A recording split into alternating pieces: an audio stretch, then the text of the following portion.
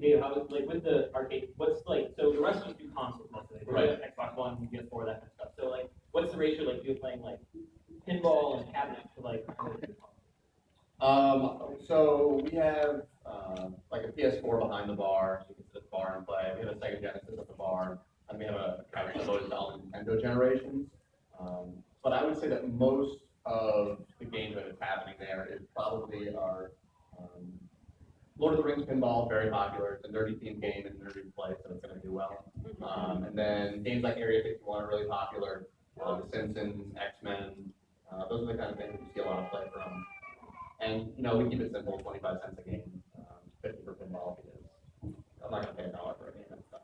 I think are we probably the most used right now. Right, Snap. Yeah, with Snap. The broken buttons on the Wii would totally. We go through controllers. We were when we first opened. We were going through Xbox. Xbox 360 is what we opened with because you're kind of like at a weird point in your life. So we were going through like a controller week for a while. I don't even want to get into Rock Band controllers. How many of those we destroyed? We actually have this whole area of our basement storage, It's which just a room is just for like broken Rock Band. broken, sad Rock Band controllers. Yeah. Like, At PAX East, I remember saying that I haven't had any problems with Rock Band. I was like, yeah, I just started it up. I haven't had anything broken. And then, like, leaving today, the entire backseat of my car is full of broken Rock Band. Like, and so we actually get a lot of it donated, which is great. The community is super supportive when they see, like, oh, you're kicking over again. Like, somebody will bring it back. And that's really cool. It is though, right? It's like that's kind of the most interesting part about. So like our bar, a lot of times it doesn't feel like other bars. That's kind of why people come to us, right? Because we offer an experience that they're able to go out into a bar, which is maybe an environment they don't usually feel comfortable in, right? But they're surrounded. It's like a convention every day. They're surrounded by people that they know are into the same stuff, so they feel extremely comfortable. And you really get that kind of community feel. You're talking about the donations. We get a lot of stuff too. Like if you want to give us games or controllers or that kind of stuff, and I'm always kind of leery about accepting it because I don't want to like have to owe somebody something. Like I don't want to like But we get a ton of that. And when we did the Doctor Who party, the venue actually for us was like this feels more like a house party than like we did it offsite, so it was 600 people. It's huge, but it felt more like a house party. We kind of knows each other and is drinking and hanging out. So I mean that's kind of the difference that you get with like the geek crowd. So I guess the question for you guys then is like what. Beyond that, like, what do you see with the geek crowd that compared to a normal bar? Right? We had a lot of people in here that are interested in opening a place like this. They've probably been in bars before. What are some of the things that they'll see or the challenges that they'll face dealing with the crowd that they're dealing with versus normal people? Well, I'll tell you this, I think that when you are in a geek bar, there's more of a sense of community than any other bar that I've been in for sure. I see the same people 5 times a week. And not because they're drinking necessarily when they have a problem, but it's because they're gaming they have a problem. And happy to be that solution for them. It's Portland's a small town, really. I mean, we're 70,000 people. We're not big. Our capacity is around 65 or 70 for the bar. But I can probably tell you at least, if there's 40 people in there, I can probably name you 30 of them. Just because it's like such a tight-knit community. Going back to games, like we leave our games out. There's no like checkout system. There's just a pile of video games there. So if you sit down in front of the Sega Genesis, there are 30 games for the Genesis just sitting there. And in 5 months, we've had 1 cartridge stolen. And immediately, 30 people will like take on us. I have a really good story about this. In general. So we actually had 2 pictures stolen off of our walls during a party that we threw. It was what, 80s? No, Halloween, right? Well, we do a lot of parties. We do Pirates versus Ninjas. We do Mad Scientist parties. We do a lot of just really weird whatever. stuff. During one of these cosplay parties, these 2 ladies, girls, demons, whatever, they decided that they were going to take some of our pictures off our wall, and they took Cheshire Cat and Cookie Monster. Cookie Monster. Cookie Monster. And you can see them on our video camera system. Like they're like shopping. They're like that one, and then they take it and they put it in the bank. So we posted the pictures. Well, of this. we always have photographers shooting all of our parties, just because we post pictures online and stuff like that. He happened, like we were watching the camera footage, and like a minute before it happened, they posed for the camera, and he like took a picture. So like, Eric, can you do the picture? I'm like, this is exactly. We had video camera footage next to this full color picture. Put it on Facebook, and we're like, put it on Facebook.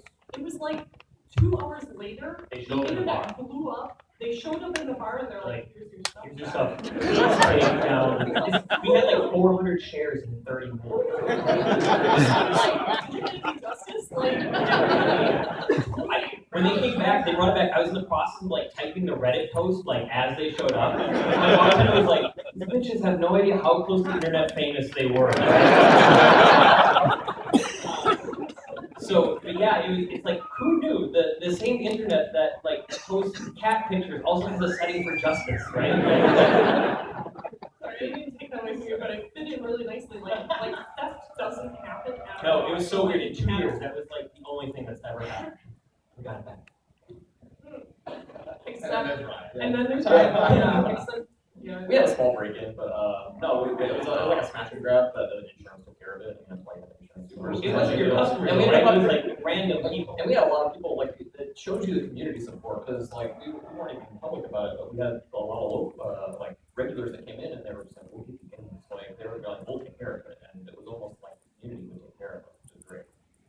And that's a big difference between a lot of the bars that I've worked at and then working at a gaming bar. Is I don't think I'd have that same support if, like, a wine bar downtown that I've worked at got broken into or something like that, like, they don't care, like, or whatever. But yeah, you get a lot of your normal bar customers, and then you get a lot of your gamers. So like, we have to cater to both sides of that, and that's great. We really focused on trying to be, we talked about this before, trying to be a good bar first, and then be a good gaming bar. You have to be. If you're going to open a bar, open a bar. Yeah. The gaming stuff will take care of itself. Yeah. Because you are nerdy, and you know you're here for a reason, and that will work itself out. If you're going to run a bar, run a bar. You have to treat it like a business. It can't be just like, I'm opening a playland, all right? Like, no, it's not like that. You have bills to pay, and you have, I mean, there's a certain, and you guys, I'm sure you'll agree with me, there's a certain very real responsibility to not only your employees, because they count on you for a paycheck, but also your customers, because you do get that community, right? And you don't want to screw it up so it goes away and they don't have that.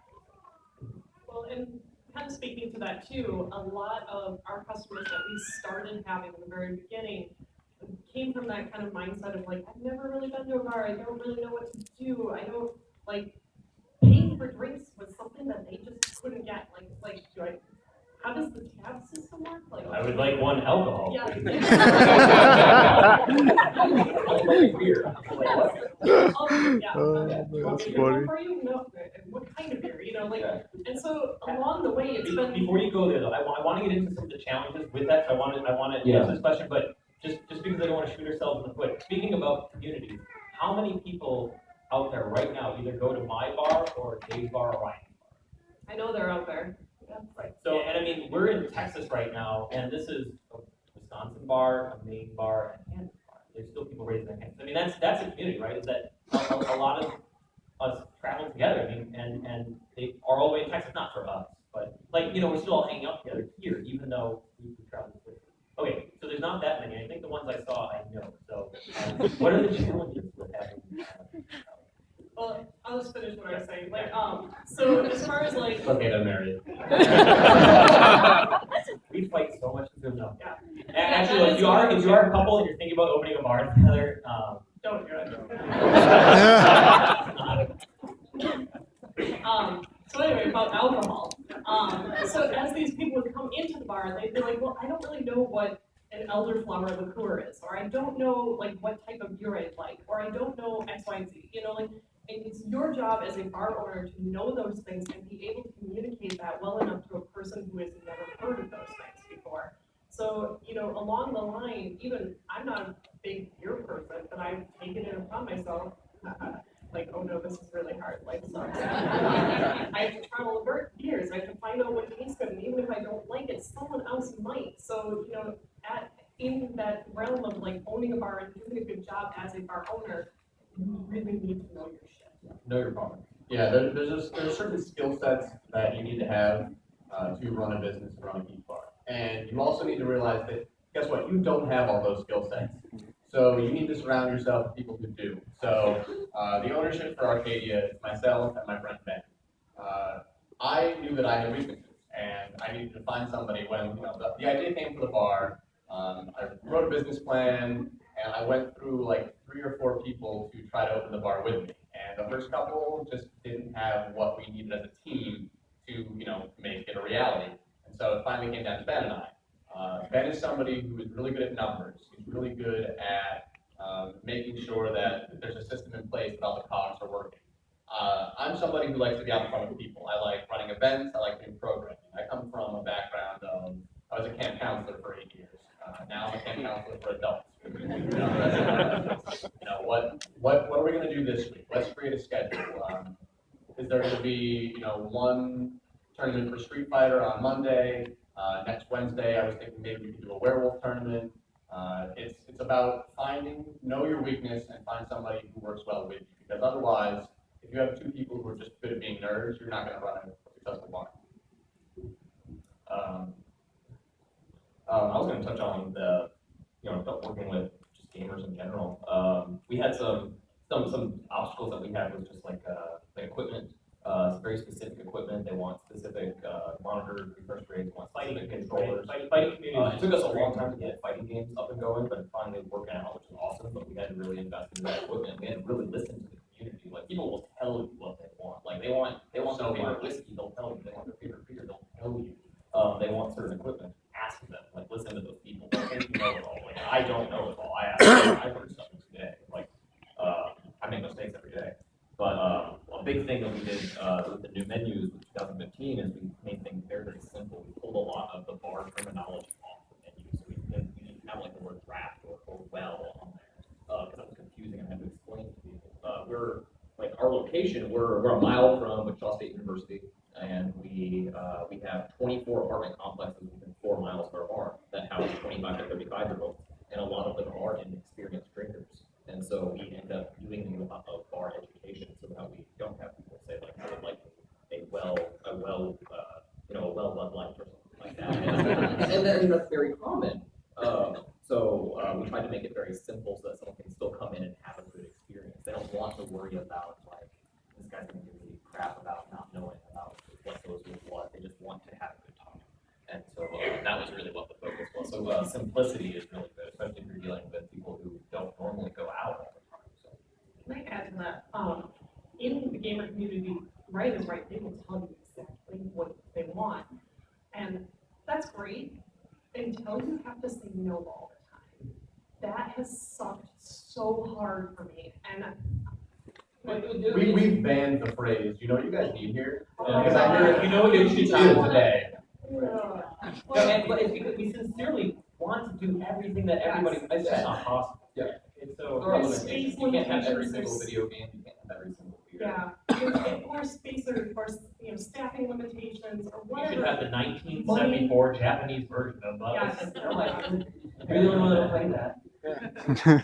And it's true, you can't know everything about everything either. So somebody will come to me and they'll tell me about this great game, and I'm like, I don't know what you're talking about right now. I've never even heard of that. It's some obscure thing, and it's like, why don't you have this? And I'm like, But that brings up a good point too, is that you really have to have, in opening any sort of geek venue, whether you're opening a bar, a restaurant, a tabletop place, or a card shop or something like that, I mean, there's a certain sincerity that you really have to approach it with, right? Because it will get sniffed out if you're doing this for like money or whatever, right? And especially with how hot geek is right now. Geek is chic right now, right? I mean, there's even a lot of TV shows right now, like there's the cosplay shows and things of the nerds and stuff like that that are appearing on television now.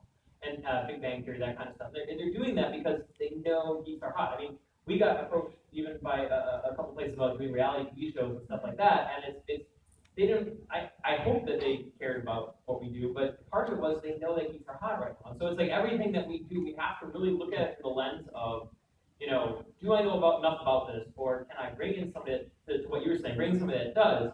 Because if I'd rather do like 4 things really, really well and execute them perfectly than do like 10 things half-assed, because geeks are so particular about it that you will not be successful if they think that you're faking, right? They will not patronize you if they think that you're geek-like or pretending. And she gets that, unfortunately, more than I do. Not that she's any less geekier than I am, but just because she's female, she's behind the bar and stuff like that.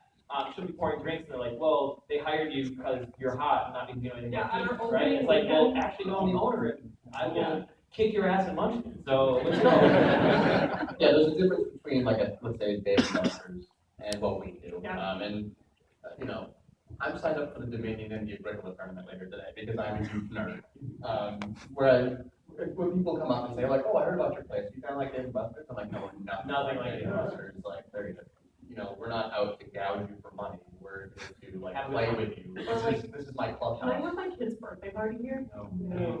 This is basically like child 21. Although it's funny, we're from Milwaukee, and because of liquor laws in Milwaukee, if you were like 10 years old and with your parent, I can serve you beer at my bar. Texas is Wow. Your Yeah, first it's like DUI a- in Wisconsin is like a parking ticket. It's like, welcome to Wisconsin. Ryan, do you have anything on that? Kansas has very, very restrictive drinking laws. We're like the second most restrictive next to Utah. So there's like there's a lot of things that we can and can't do, and some people, especially with uneducated drinkers, will think I'm making some of this stuff up when I tell them like you can't do this, we can do these certain things. I'm not going to go into all the specifics, but it's every place is going to be different. And if you do open your own bar, you're going to have your own state laws that you're going to want to look up and know those very, very well. Know that you're going to need to be the expert on that because that's the easiest way to get your bar taken away is you mess up one of your liquor laws. When you open your own bar, get ready to live there. I spend 16 hours at the bar a day. When we were getting ready to open, I slept there. It's just because you are an owner, don't think that you're just gonna waltz in, Well, but hire some staff, which I don't, It's a most great people weight don't. loss plan, actually. You'll forget about eating, and so you lose about, 15 pounds or so, and it's really good. I lost a lot of weight. Absentee owners are the number one way to kill any business, especially a bar. So if you're planning on opening a place, then I think it's doing about 100, 120 hours a week for easy still. So it's one of those things. If you look at a lot of failed bars and restaurants, because the owners are like, oh, I have some money, I'm gonna open up a place, and then people are gonna run it. Or they use it as a payment. They're like, oh, hey, I'm gonna walk in and I'm gonna, let all of my friends drink here for free. Yeah, don't do it. Don't start because it will kill you so fast. You have to, again, going back, you have to run like this. You have to have the absolute right mentality. You have to write a business plan, just like you're opening a business, right? Like, I mean, it's like you have to do all the right things that you would do anywhere else. You have to have your accounting on lockdown. You have to make sure that you have a lawyer go through your lease or your purchase agreement of whatever building you're going into. You have to do all those things. It's not just like, hey, I love drinking and video games. I can do this. I have an extra, however many K in the bank. It's like, no, don't do that. Were you guys? I think I'm the only Kickstarter one. We tried a Kickstarter, it flopped real bad. Okay. It's okay, we did it out of pocket, so we started very, very small, so we were on a shoestring when we opened, like I ran out of money 2 weeks before we opened, I put all food and liquor on a credit card.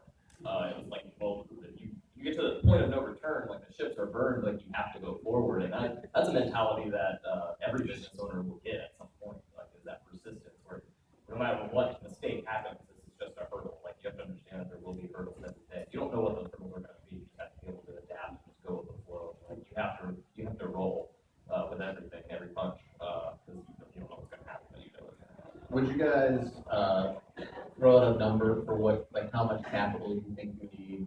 I'm gonna say for our bar, like you need at least $90,000 ready to go. I don't want to do that, and at our last panel, we had a ton of people coming up to us afterward asking How much? that Well, question. it kind of varies. I would say too, it There is varies. so It's gonna much base on space. location. Yeah, there's size, Yeah, I food, mean, food. So we bought our bar on Craigslist.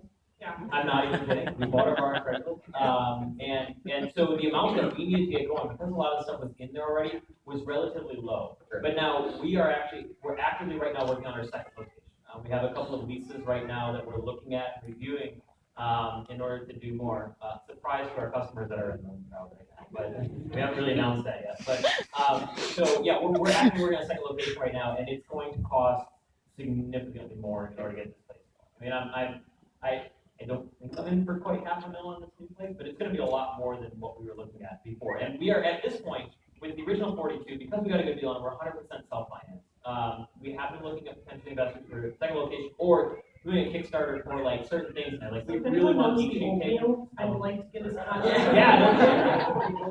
We could just I want $3 million in 72 hours. But yeah.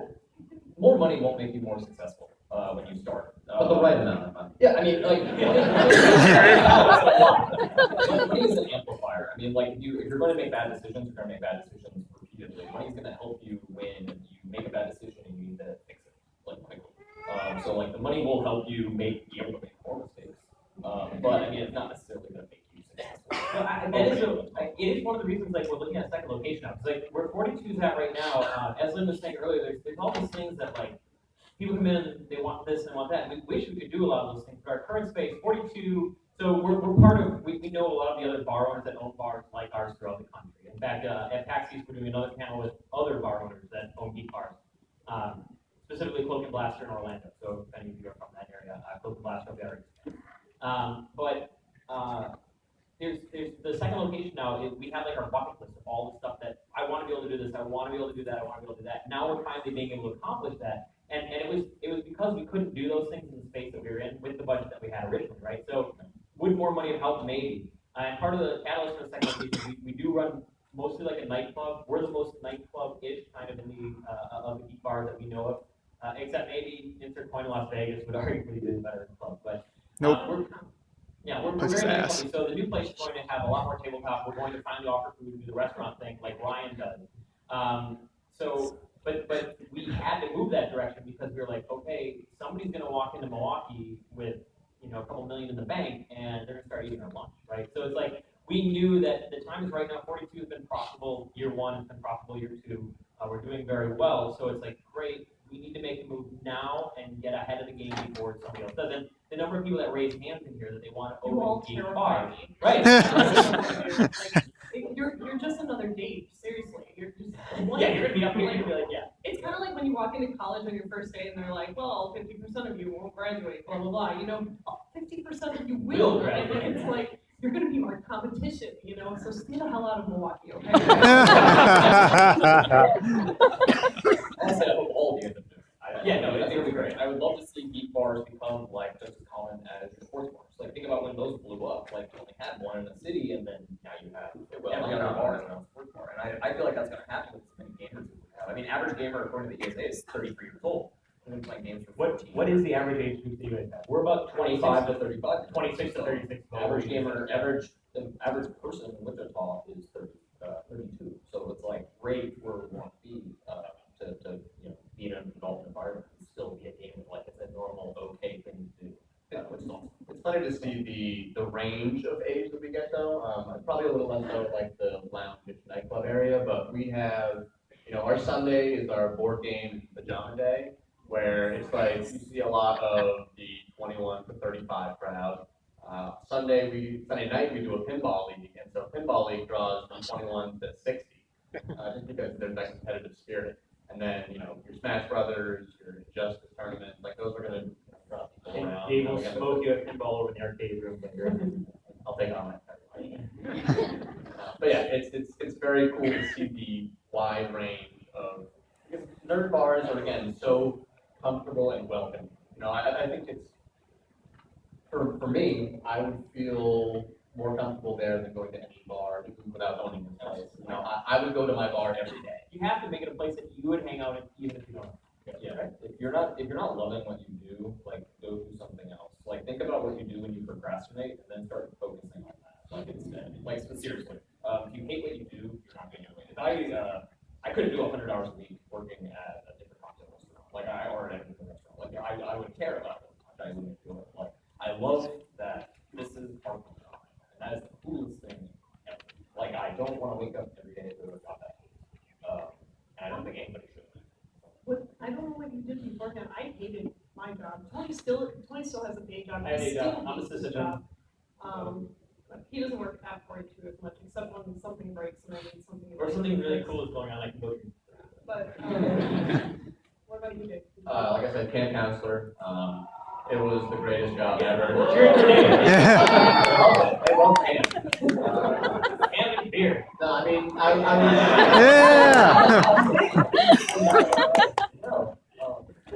camp was professionally being a kid. I made it my mission to make sure that, everyone from the 8-year-old boys to the 16-year-old girls all played Dominion.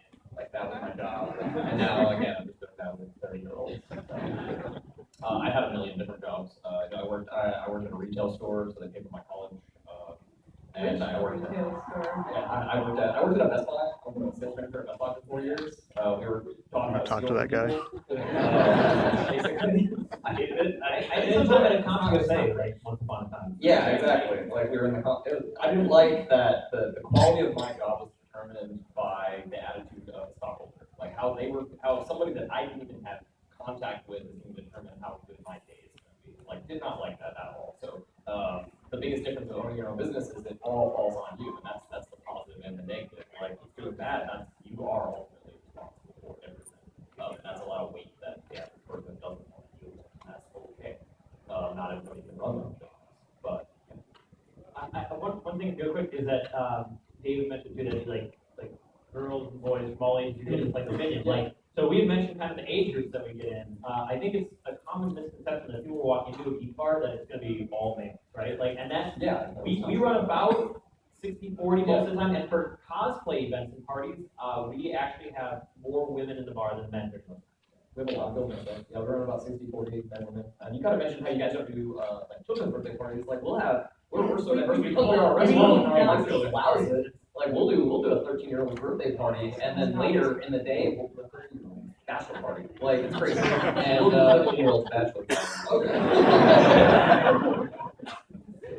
But yeah, we get a very wide range of people, and we're set up in a way that we can still cater to everybody. So I definitely let the parents know. It's like, hey, there's liquor on the wall, and we're going to be saying what we're going to say to each other while we play Mario Kart. Like, and that's not going to change. But yeah, but they're okay with it. And have a great time. I would say that people say fuck at our bar more than any other bar in town, just because they get so angry at games. Like, we haven't had a single fight since we opened, which is crazy. We had one. We had one fight. It was actually about physics. I had a guy. We had to have two guys thrown up. They got in a physical altercation over physics. Yes. It's the only fight. Yeah, we thought people might have started fighting with Mario Kart. That was the most hostile people have died. But no, they keep all the violence visible, which is great. So I always told people if I couldn't kill my brother in Mortal Kombat, like we would have killed each other in real life. So they get all that aggression. And I came from a bar where I was calling cops every weekend and I had guns on my patio and stuff like that at the place I was working at. And that's not my scene. That's not where I want to be. It's not a fun situation. So one of the things we kind of touched on is that 42 now, we're looking at our second location, kind of going into that. For both of you guys, Ryan and Dave, like where you're at in your life cycle for the bar, like how are things going right now? Like are you where you thought you were going to be? Are things going well? I mean, I know that's kind of a candid question, but for people that are looking to open a place, like how's it going? We didn't have the option not to be profitable, like because we ran out of money. We had to be profitable immediately. And we have been. Every week has become our best week since we've opened. Every month has become our best month since we've opened.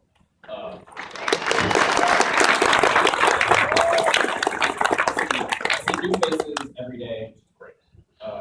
We run the numbers that I want to see on paper, which is great. We're like 30% new people. We're on the radio now, which that's helped, and that's like hit or miss for a lot of businesses. Like find somebody that fits. We've tried out a lot of different forms of advertising, but this is working out. But every week we get busier. The first thing I'm doing when I get back is hiring more people, which is great. Good problems to have is being at capacity at 2 in the afternoon. Like we had this national tournament, didn't need a bigger place to have to add more gaming systems. Those are really good problems. I have to buy another freezer for the kitchen. Like my freezer that held all our food. When we opened, I couldn't afford a make table because we had a dorm room mini fridge was our make table. So like every time somebody ordered a burger, you got to put like 6 cans and like build the burger and then put it all back. We have a make table now. The freezer that held all of our food now only holds waffle fries. Like we go through like 200 pounds of potatoes a week just fries alone. Yeah, it's a good place to be. Those are great problems to have to buy a new freezer that holds just potatoes. So we started off very small, very much on a shoestring. On there we had some changes with our hours. We changed that. We changed our staff around a lot. We're there every day. Like I don't like the first 3 months were crazy. Those were like dark times. Those were like I'm there. We were open at 2 to 2. We were open 2 to 2. It was a terrible idea. So I'd be there from noon to 4 a.m. every day And that was just the routine of dying. So we changed our hours around, changed our staffing around. You're gonna have big mistakes, but like if you put up with it, it's not. I don't know. I say this a lot. Like it's not easy. It's worth it. Like that's the biggest difference. Like it's an opportunity. It's not gonna be easy. It really isn't. But it's definitely worth it in the long run. But yeah, we've gotten busier every week since we built it. So I don't see that changing anytime soon until we really run out of space. And we need a bigger box. So we're like 130 occupancy. We're full every week. So we've been open 5 months. We took, not by choice, the gamble to open not in the summer. So September is when we started. I anticipate that summer will be very big for us, but and that's when we're going to make a large chunk of change. But we started in the winter, which thankfully has been profitable. You don't want to do that. Like if you're opening bar, it's like springtime is kind of so you get things kind of worked out, and then if you move into the summer, you make money. Yeah, The winter months are usually going to be your slower. We kind of started the hype train for the bar in, I want to say March or April. We did a Kickstarter then, which we got 25,000 for, which was, again, we couldn't have done it if we did not meet our Kickstarter goal. And you want to build that hype. You want people to be talking about you long before you open. And we, again, nerd culture and community, they get so amped up about stuff. They're like, they send messages to Facebook every day. Hey, what's the plan? How are you guys doing? Is it open yet? We're ready. Okay, we're working on it. And we thought, okay, July. We'll be open by July. And then you hit 500 roadblocks that you don't expect. So, pace yourself. Say, hey, maybe we'd like to be open in July, but we're not sure yet. I was like, oh yeah, July 30th, we got this. Hell no.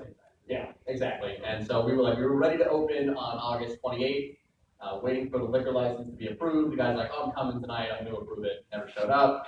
So we had people waiting. Sorry, we can't let you in. So finally September 1st we did, which was great. The first night, we are 5 p.m. to 1 a.m.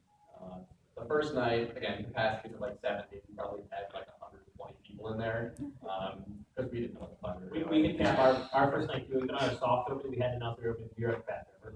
Yeah, I would say the first week we had lines out the door, which was awesome. I loved it. And then we kind of got to the point where it out a little bit. Weekends are awesome. You're always going to have really great crowds on weekends. And then again, that programming for me is a really big part of our weekdays. Monday we always have Dominion at 7. We have this game called Robots, which is really cool. It's a Kickstarter game that just got funded by a local game designer in Portland. That is awesome. You should check it out. Shout out to Robots. And it's a really cool dice and card game. We play that at 8. Then we play Fibbage at 10. Then we play Drawful at 11. And it's just I want to have people in here for certain things at all times. Geek bars are extremely event driven.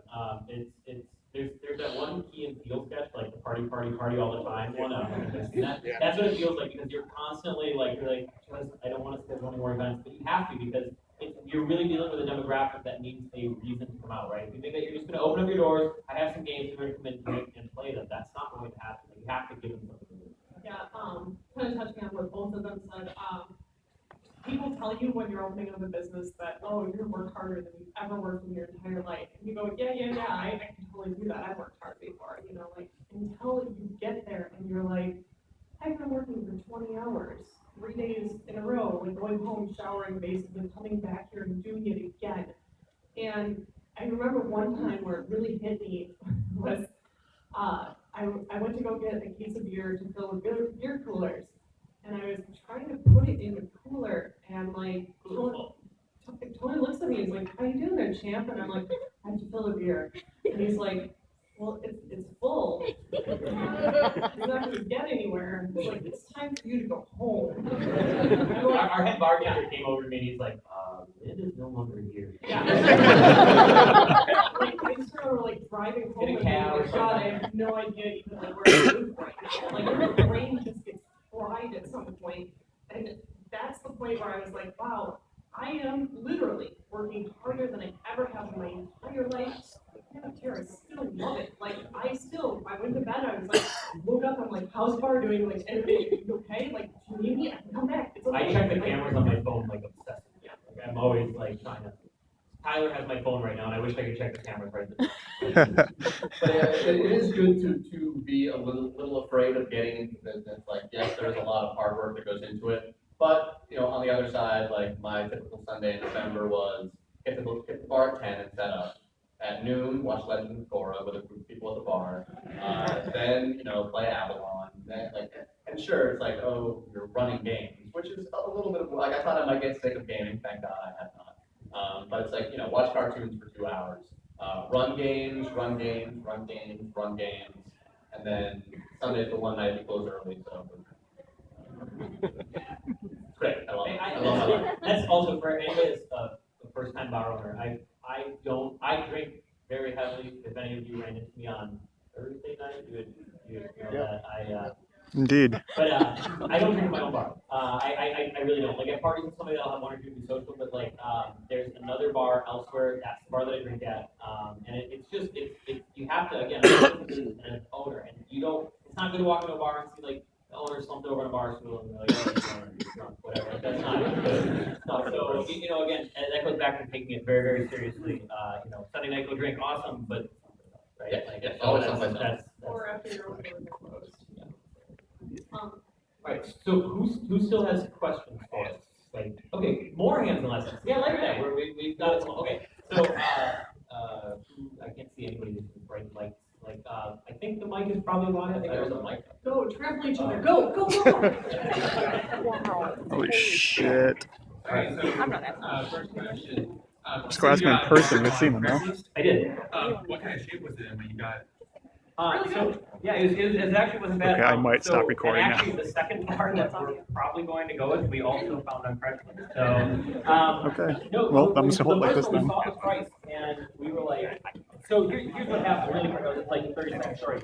We had a place in a suburb of Milwaukee that we thought was gonna be the bar, we had a lease agreement, we then, went through and we had architectural plans drawn up at our own expense, spent $6,000 on those, we were ready to start building it, and it wasn't lining up the way we needed to, so we abandoned it, right? You have to be okay with walking away. Lynn at the time had quit her job in order to just do the bar thing. She went back and got a career. She actually got a full-time job, benefits, all that kind of stuff again.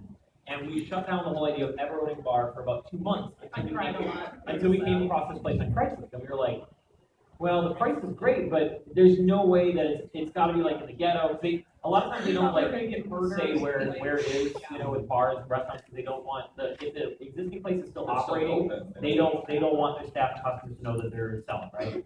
So we're like, okay, we'll go check it out anyway because the price is so good. And that actually, we walked in, we're like, we can totally do it. And it was a great. I mean, there were some things wrong, but it was overall in great shape. And that's kind of where we're at with the second bar too, is that.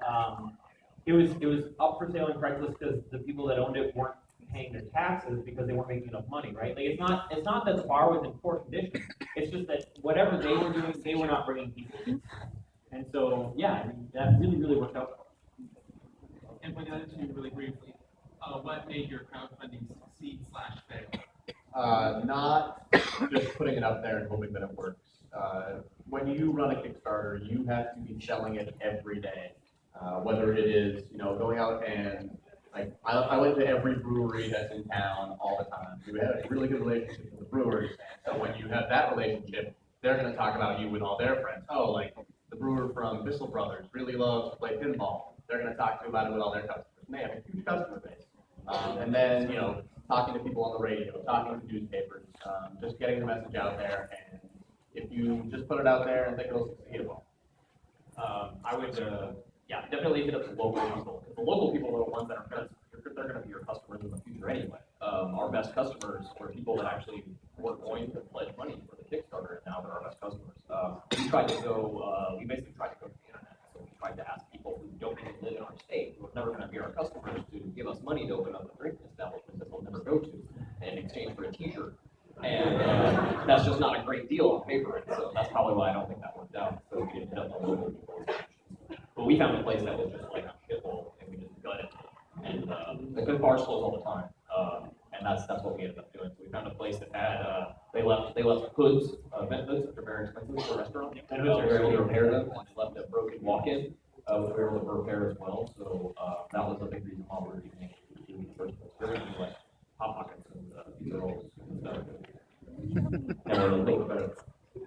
guys. I have got a few things. One, shout out to Ground Control, Portland, Oregon. Yeah, there you go, ground control. Yep. Two, I actually had a question regarding employees. What are you looking for in employees when you're hiring? Is it different than what you hire for normal? Attitude is the number one. You can hire the attitude, you can train the experience. There's a lot of people that are in games. I definitely hire people who know video games because that's the product. I have a game menu. Now, I show them just like I would show a regular menu, like, are you familiar with these products? If they have no idea what Halo is, then I can't have you on the staff. And that's just the fact. But attitude is the biggest thing. Like, I'll know if you We did have on our application process a picture of Lynn, and if they said Zelda, they were not hired.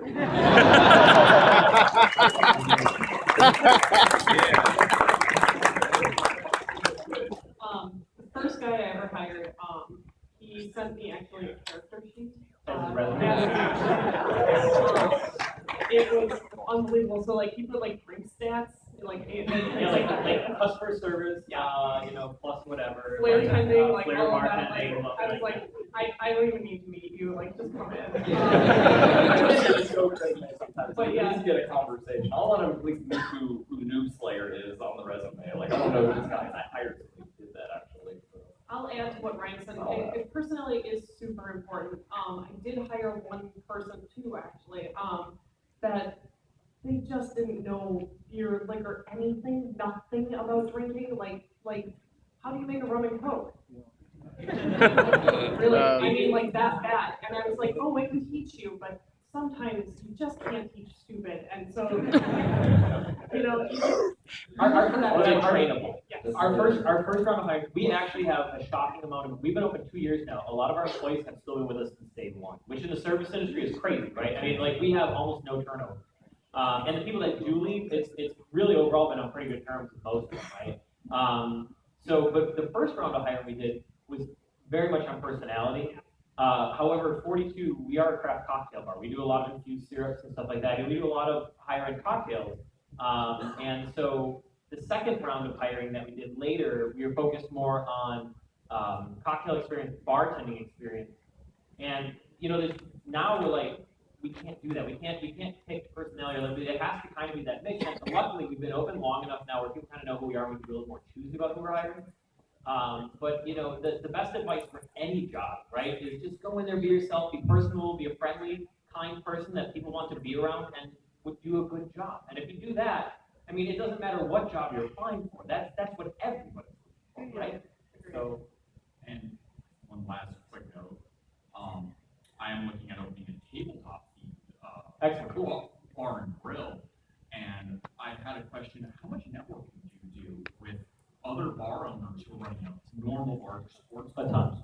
We do it, yeah. Okay. Talk to everybody.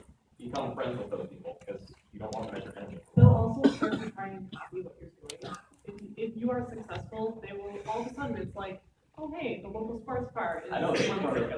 Yeah, all of a sudden they start like trying to do things because they're like, oh, you're making more money than me, and it's like, yeah, I am. Get off my turf. So. You mentioned ground. Are you from Portland? I am from the Pacific Northwest, and every time I've traveled through Portland, I go to Ground. Okay, great. So Pacific Northwest, have you been to Cafe Mox or Card Kingdom in Seattle?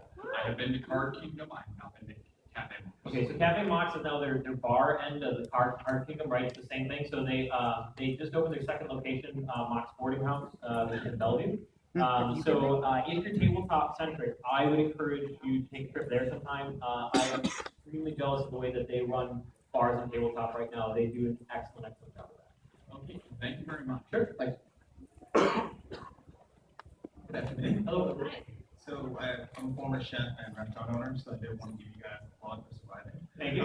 You're doing well. My question is, have you considered esports and viewing esports as adding that party into your We watch LCS. We have Twitch on every day. Big TV behind the bar. And you do event center around those? Yeah, actually, we get sent merchandise from Riot and Valve and stuff like that for the event. Yeah, it's not quite as much as they used to be. They cut it back a little bit, but like they support Valve and Riot support the viewing party very well. Blizzard actually does for some of their stuff too. They sent us a ton of stuff for Hearthstone Fireside gatherings. That's really cool. But yeah, actually, a year or so ago, when the World Championships were like in prime time for the Midwest there, we had a full bar.